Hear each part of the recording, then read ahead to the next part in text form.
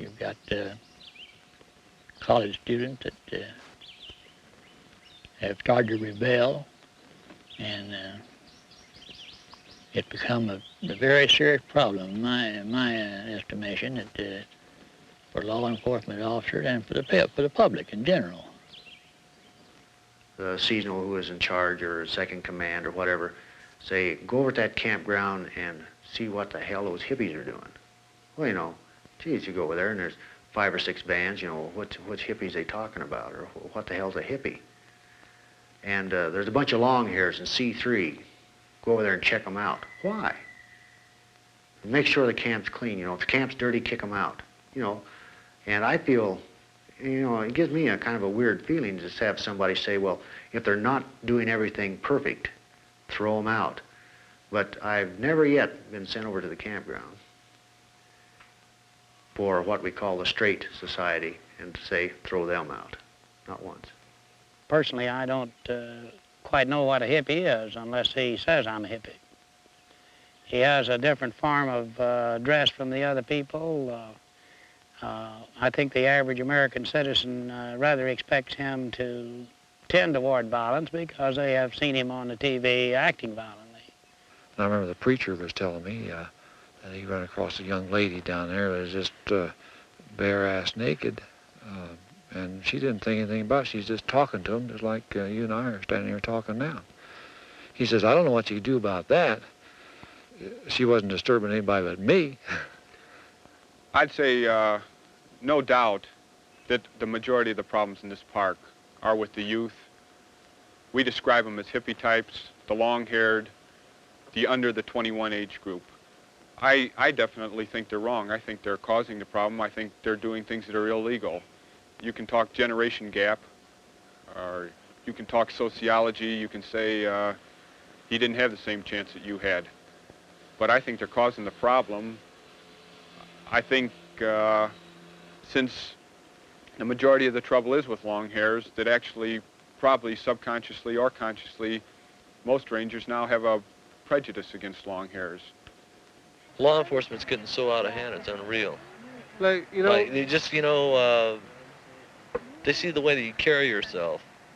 You know, majority of people are clean, I sure hope so, for their own benefit.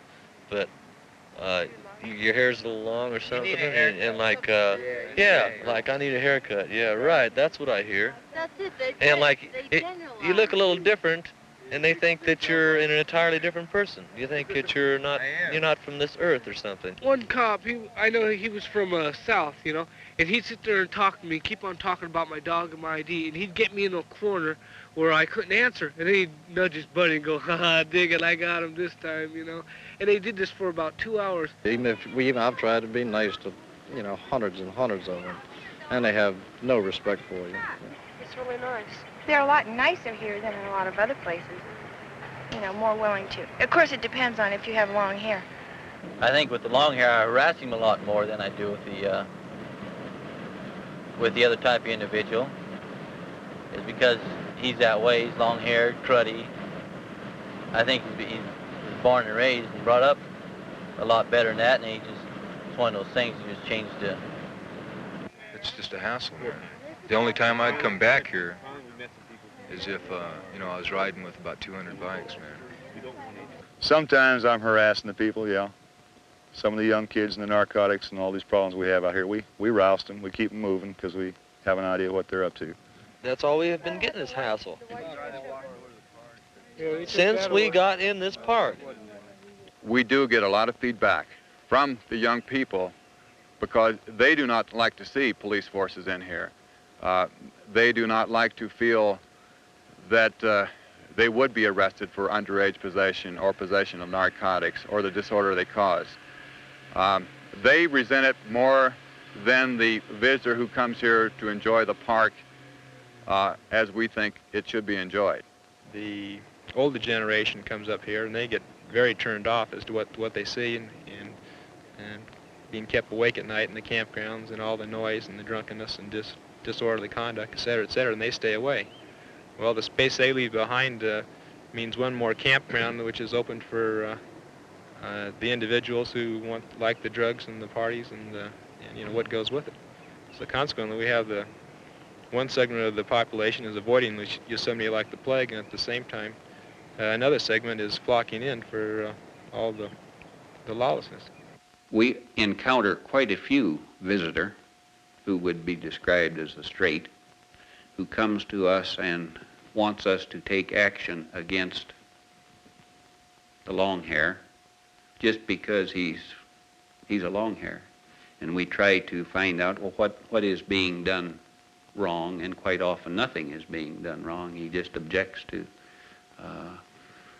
the scene, so to speak, of this person or this group being next to him, and he feels that they must be wrong because they look so totally disreputable by his standards. When we have, well, like our motorcycle gangs will eventually come in occasionally, the good people or the quiet people just pick up and move out. And unless these gangs, they in most instances will conform to the regulations, because my general spiel to them is your places are running out. If you should screw up here, that's one more place you can't go.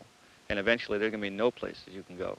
The people who have come here in the past, never saw a park ranger, and so this area got a reputation kind of like for freaks. It attracts freaks, and they come down here and they try and get away with just about everything they can. I've had communes set up down below the falls, and they never last very long because food's a problem down here, and they usually resort to stealing food from the campers. I've busted up one commune, and I've chased two guys out for stealing that I caught at 3:30 in the morning during Easter vacation. Here, the local population, or the so-called straight population, they seem to have no tolerance for long hair. One occasion last year, we had arrested two young men for indecent exposure, took them into the Shannon County jail, where we booked them and then arranged a court hearing. A very short while later, the magistrate judge, who was 84 years old, issued a court order directing myself and two other officers, who were deputy sheriffs in that county, to take the two young men to the local barber shop for a shave and a haircut. We advised the judge that this was contrary to Supreme Court rules and was held to be cruel and unusual punishment. He promptly informed us that we would not have to compel them to get a haircut, but we would take them to the barber shop under penalty of contempt ourselves. If they elected to refuse to get the haircut, we were directed to bring them back into his court once daily, and each time he planned to assess the maximum fine for contempt of court. Well, with this sort of pressure, the boys elected to get their haircuts. We have a lot of hippies. I'll have to speak very frankly and honestly and say that in 8 years' experience of working both day and night, that 80, 90, even as high as 95% of them have not given us any trouble. And when asked to leave an area or asked to put out a fire, they have done so. Most of the people here in the valley that we do get all of our problems from, as far as law enforcement, are the long-haired individuals. We shouldn't just assume that all kids are thieves and that all adults are good, and that, for example, that all long-haired kids are problems, and that if they cut their hair, why, they're complying with adults and are automatically good. It's kind of hard for rangers to keep abreast of things like that, to deal fairly with both sides and in a changing social world. We hitchhiked up from San Diego here, and it's, you know, everybody's been great to us, turning us on to a lot of food, free food, and it's really been great. And these beautiful people would like to live down here forever because it's such a beautiful area, and they go around to the campers and beg food and that kind of thing, and I eventually have to step in and put my foot down and be kind of nasty to them. The young people say this is Eden, and I represent the snake in the Garden of Eden. In the campgrounds, we have some people who like to partake of narcotics, alcohol. They want to sing along, look for the girls, and to have a party while they're here in Yosemite. Now, you said we come up here and do what we want to do. Well, a lot of things we want to do, we can't do because, let's face it, it's human nature. You got to keep your thing together, you know, and we're not animals. It wasn't so bad last year. The rangers just said keep away from the campers. But now that they're wandering out in the woods, you know, picking out towards me, seen quite a few guys get arrested, handcuffed now. Yeah, they even have people in plain clothes, yeah. Just regular people with Levi's on, arresting you, searching you down.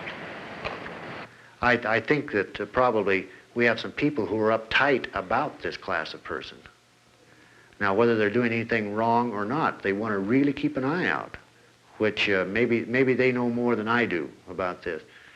But with the job I have all winter long, I just can't see it, you know, because I sit and talk to kids of this nature. We talk about different things, and I can't see where they're, you know, a person's got to prove to me that they're an ass before they are an ass, in other words. And just because they have long hair, they're wearing the beads, and the girl's got no bra, which that's up to them too, that doesn't mean that, you know, that they're on pot and they're acid heads and all they're going to do is run around and sell it and give it to other kids. I mean, I don't go along with that theory. That, in fact, it bugs me a little bit. We just don't have time to sit down and rap with those kids to find out what they want from a national park, and at the same time to tell them what we consider to be minimal, acceptable standards in the park. In other words, the problem of disorderly conduct in the campgrounds. I mean, gee, that's a growing phenomenon. We can hardly pass a week without having some kind of type of confrontation in a campground. Well, gee, I think we could solve our problem, or a part of it at least, if we could sit down and say, look, man, like, we don't think this is acceptable behavior in a national park. You come to a national park not for a 3-month rolling party, but there are other values, you know. But, geez, we don't have time. There's an accident down the road here, 5 miles an hour. There's a guy drowning in the lake. There's a car prowl. You know, we just don't have time to do that. Quite often, a lot of these young people tend to be some of the deeper appreciators of the park and are more aware of it. Kind of interesting, you know, you always think of long hairs as being a problem and a change, but some of the most intensely interested and interesting people are some of the long-haired people who are really interested in the park. Some of my best contacts and most pleasant, enjoyable contacts in any given day are hippie types, freaks, or whatever you want to call them. By the same token, some of the most unpleasant and toughest contacts are with the same type of people in a slightly different situation. But primarily, if we can talk about Yellowstone and we have something in common, why, we do all right. My finding has been that they're not a bunch of grammar school dropouts. They're, for the most part, are probably all college graduates. I'm not going to say all, but a great part of them are college graduates or college students at least. And they're very intelligent. And for the most part also, I found that they're really the ones that are concerned about what's happening in the country, concerned about environment, the destruction of the environment. We have very little problem with them. The younger kids come and take over, and they don't seem to have too much regard for what other people feel are their rights, you know, for decent language, etc. And we get a lot of complaints about kids raising Cain, and they swore in front of my wife and this kind of stuff. I don't know if that's anything abnormal or if they're kids, I guess. They do that. Young people have come up here to get away from the city, to have a nice vacation, to gather and more or less to party, if you want to call it partying, just a matter of getting together and talking and rapping and having a nice time. And they can't do that anymore because the enforcements come in and they make them clear out, or they may be interrupting some person's lunch hour and they're asked to leave. They have a great need to get together in large groups to really enjoy themselves, and we feel that it's terribly wrong if a number of them get together in one area. We're sure they're doing something wrong. It's an illegal assembly or something. So we break this up. They run off all the toilet tissue, and you go in there, and there's none, no mirrors. They try to break the commodes right off the wall or off the floor, break the lids off. Oh, I mean, that costs taxpayers money. These restrooms in Camp 12 cost the government $2,400 a piece. A couple over there doesn't have a mirror left in it. You think we're too soft on that? Sure, we're too soft. They wait too long before they try to do anything. New breed, the hippies, whatever name to be used for them. I think the only point that we have trouble are the radicals. I'm not a long hair myself, but I don't have anything against them. What really got me mad with the chicks is when they're searching them, you know? They're putting their hands underneath their clothes and everything, and they're just putting, they're just putting their hands anywhere they want to, and that don't get it at all. They're going to search a chick.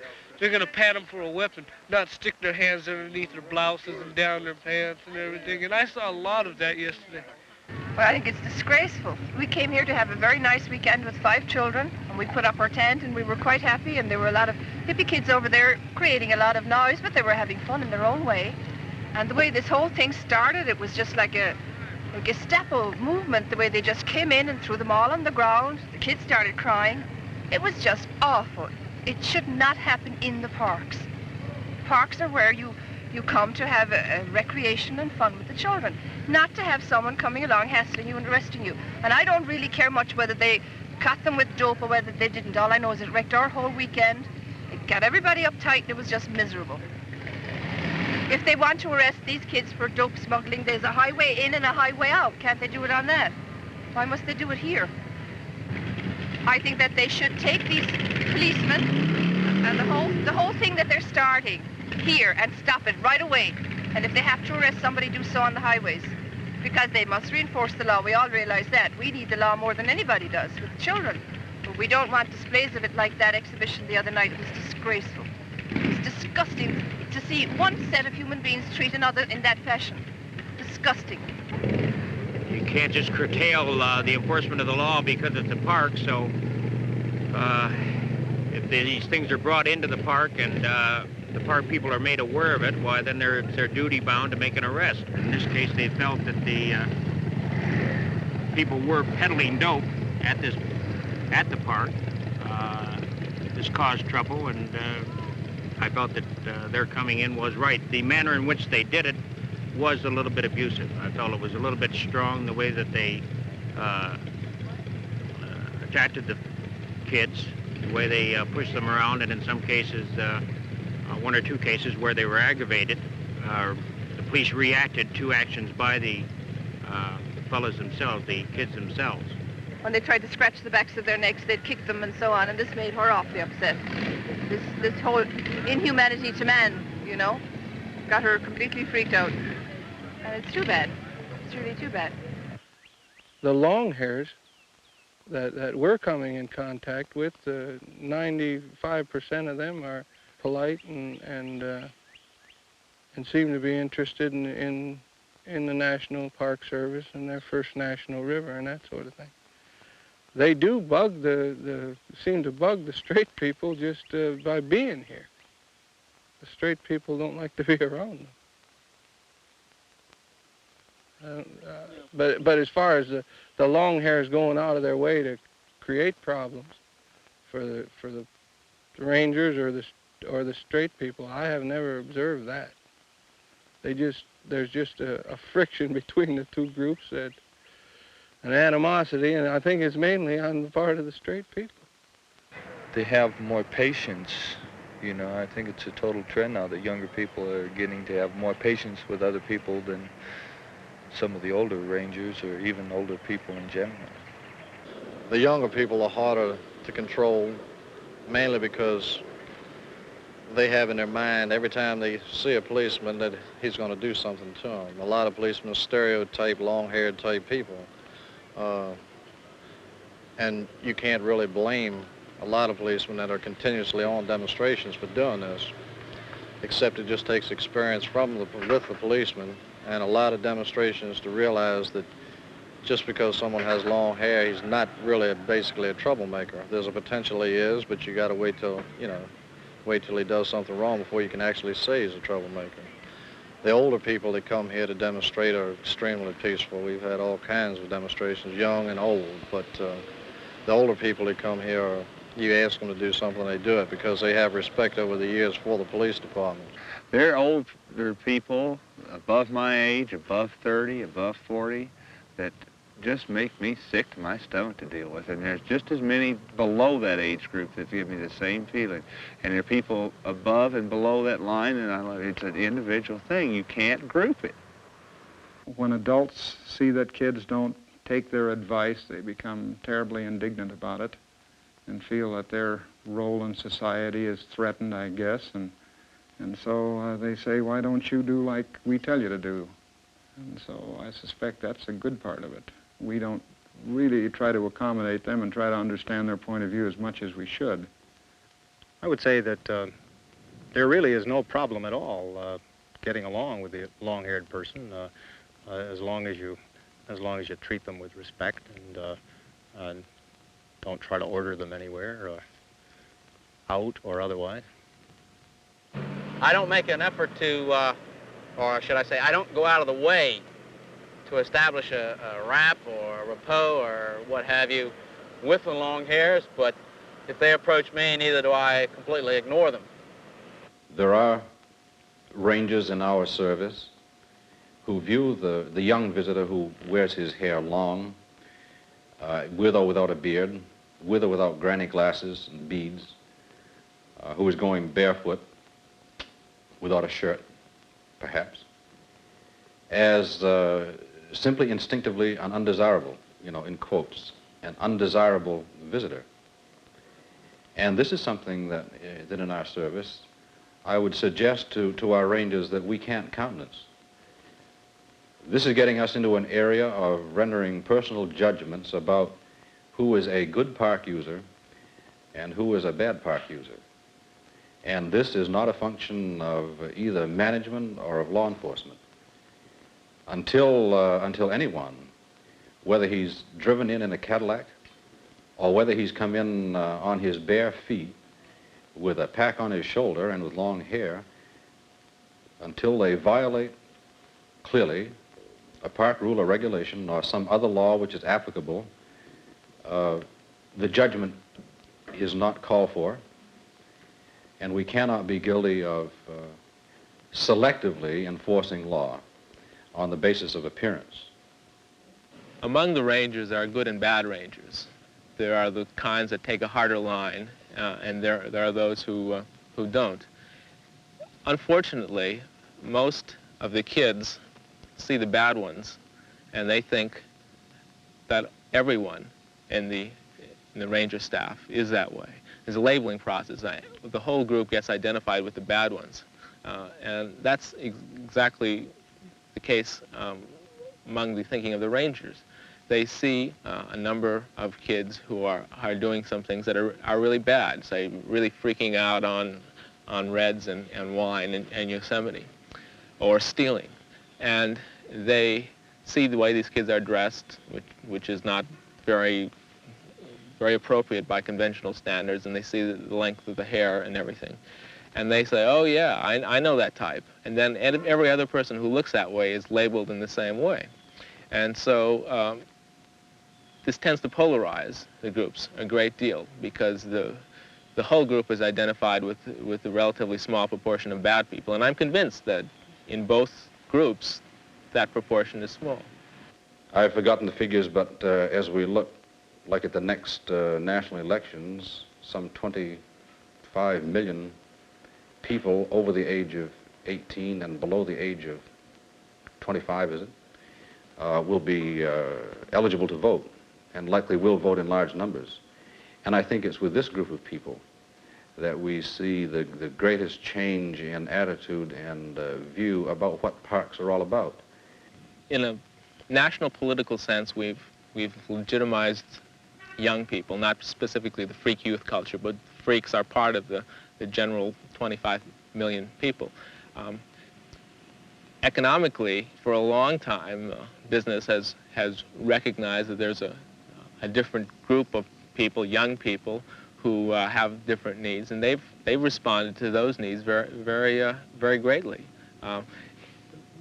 The various marketing techniques have encouraged young people to buy certain products that are oriented greatly towards them. So why shouldn't the Park Service respond and legitimize this group of people too? Park programs, I think, traditionally have been built upon the American family and that unit as the basic user of national park facilities and programs. Consequently, we have geared our programs, our operating programs, our public use programs, and we have geared our facilities to the family unit. The young people today don't use the parks as a family unit. They're apt to use them singly and in twos, but very often and most often in relatively large groups, 15, 25, 30, and even larger. And yet our facilities, our campgrounds, are not designed for this kind of group use. They're designed with individual sites based upon, a maximum perhaps of 6 people per site. Again, the family unit concept. Our picnic grounds are established and designed in much the same way, so that we really don't have programs that are youth-oriented. If the objective was to knock the young person with long hair out, whether we call him a hippie or whatever we call him, I think that's true. We'll probably stop having him come in the large numbers. We are out from the time they enter the park through the entrance station to the time they depart. We're keeping a sharp check on them with the idea of getting rid of them, actually. And I think once they really do crack down, I think the word will gradually get out that Yosemite isn't such a great place for parties after all, that people who work in Yosemite and who enforce the rules and regulations, and they will be enforced, and that possibly we may get a change in the clientele up here. This is what we're hoping for. No, I think this is a natural park, and I think that everybody should be welcome up here. I don't think it should be limited to the people that have campers and that have money that can afford to come into the park and sit down and play cards. I think it should be open to everybody. I think we would have gone nuts if we had been over on this other side, or the people around us would have, because we're constantly singing and we constantly have very noisy campfires at night, and we stay up to all hours at night, and it's really great. We're not very apt to make judgments about a Boy Scout group or a conservation organization group as they're making use of the park, because I think we have accepted that they have their credentials and that therefore they're good park users. Yet I know from having talked with many rangers that they have observed the behavior of conservation groups, Boy Scout groups, and other similar kinds of groups in the park that has simply not been acceptable. They have abused park resources to a similar degree as any of the young groups in society who were using the park in their way. You're mixing two groups, and of course one group don't see eye to eye to the other group, and it causes a lot of hard feelings because one group doesn't come here for the same thing the other group does. They should make a campsite for the young people, the ones that like to make a lot of noise, and some for the older folks like us. I think there's a lot of validation, in, say, a special area. If they want to stay up and sing all night, well, fine. You can't have any music on after about 9 o'clock or something, 10 or something like that. And if you do, they don't just tell you to turn it down. They come and tear your van apart and look through all this. Setting up special camp areas where, whatever you want to call them, freaks, long hairs, or whatever, can have their way is one way of dealing with the problem, yet I don't think it particularly fits in the overall Park Service idea. I think that once we start setting up special areas for one group, then we have to set up special areas for another group, and pretty soon you have quite a problem without really vastly expanding your facilities. If they'd make one camp like Camp 11 a party camp, you know, like Camp 11, just put everybody who wants to gig and hoot and holler over there. That'd solve half the problem, because that's most of the problem is these old people complaining to them about the noise. A moderate type of segregation like that, I think, would be great. Like they come in here, you pay, stay in the campground, you get a big group, think they can make noise all night long, and other people come in the camp too. They're not the only one. You ought to go in some desolated place out in the middle of the desert somewhere. They want to make noise all night, in my opinion. Everybody's got to live together in some manner, and the only thing we would do by separation in this context would be to reinforce the problem that already exists. I think people likes to be free to camp where they choose in a park, really. If those in the majority, in this case is the establishment straights, don't see a kind of action which they say is a crime, maybe it isn't a crime then. I mean, it's the old question of whether a tree falling out in the park woods makes a sound when it crashes. The relativity of what is deviant has much to do with the perception of those people who define it as deviant. I think that the management concept of having special campgrounds with special regulations for the various types of groups that come to the park is really the only way to go. The incompatibility of the two groups in the same campground is just going to lead to a continual confrontations between the two groups, and consequently it's going to require a law enforcement response, and this is what we want to get away from. Anything that we can handle through a management process to eliminate a problem, instead of having to engage into a law enforcement response to it, is what we've got to do. We've got to go to a management concept of it. We don't need a sophisticated campsite costing $2,500 to $3,500 a site to accommodate these youngsters. What we do need are group camps and hostels. We likewise need to recognize that the age span that we have in coming to our parks has increased. Normally, in times past, we had a rather affluent group of fairly above middle-aged people coming to the parks. They came there, they hiked, they got tired, they wanted to go to bed. Many of our visitors coming there today don't get tired and want to go to bed at 10 o'clock. And I think we have to recognize this in the kind of programs that we offer and the kind of facilities that we offer. I don't believe that we ought to provide youth campgrounds, but I do think that in our campgrounds we should make some change in program times and in curfews and these kind of things. There isn't a hassle between our young long hairs and the older people that come down.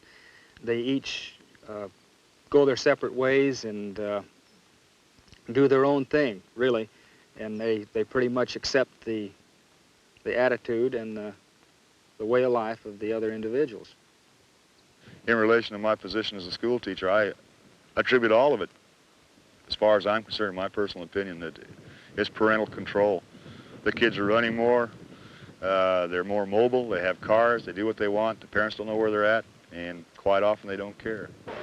20, 30 years ago they ate goldfish, today they wear long hair. This one hollers this way, and the fathers and mothers are still complaining about the children. We seem to get along all right, and have very few instances that I can recall when there was any agitation either way from the rangers towards them or them towards us. It's a different, Cape Cod has a different policy than the other parks I've been to, especially the western ones.